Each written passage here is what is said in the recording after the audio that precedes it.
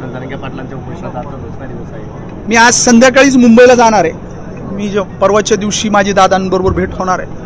मी दादांच्या कानावर टाकणार आहे की हे म्हणजे आता जास्त म्हणजे ताणून म्हणा किंवा हे वाढून अशा पद्धतीने चालणार नाही। ह्याच्यात कुठेतरी आपल्याला निर्णय हा घेतला पाहिजे सकारात्मक। नाही, आज जरांगे पाटील यांच्यासोबत 200 पेक्षा अधिक लोक सुद्धा आता समाजातले बसलेले आहेत। हे दुर्दैवी आहे। म्हणजे आता मी सरकारी पक्षामधला आमदार आहे, माझ्यासाठी हे दुर्दैवी आहे। मी माझ्या पद्धतीनं माझ्या ताकदीप्रमाणे हा माझा प्रयत्न असणार आहे की हे लवकरात लवकर विषय मार्गी लागावा। थँक्यू।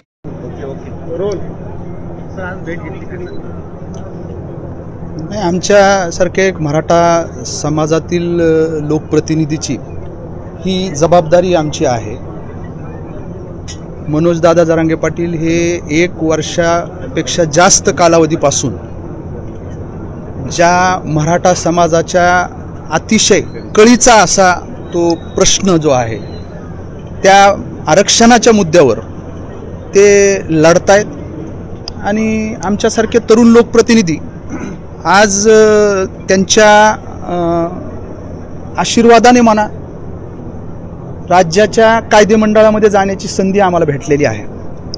आमचं कर्तव्य आहे की कायद्याच्या ह्याच्यामध्ये बसून त्या कायदेमंडळामध्ये तिथं मनोजदादांची जी काही भूमिका आहे, त्यांनी जी भूमिका घेतली आहे त्याच्यामध्ये त्यांना बऱ्यापैकी यशही आलेलं आहे, परंतु अजून 100% ज्याला म्हणायचं ते साध्य होणं बाकी आहे। कुणबी प्रमाणपत्र हे गावच्या गाव लाखो कुणबी प्रमाणपत्र हे मनोजदादांच्या या 1 वर्षापेक्षा जास्त काळातील लढ्यामुळे भेटलेत।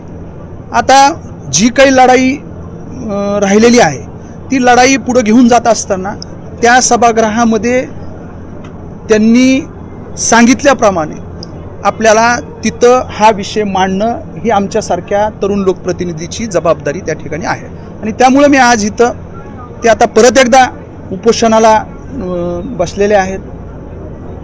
आम्हाला त्यांची काळजी वाटते। ते उपेक्षित मराठाचा प्रश्न जो काय आहे तो घेऊन आज समोर आलेले आहेत, लढतायत। ह्याच्यामध्ये त्यांच्या प्रकृतीची आपल्यासारख्यांनी काळजी कुठेतरी केली पाहिजे। त्याच्यामुळे मी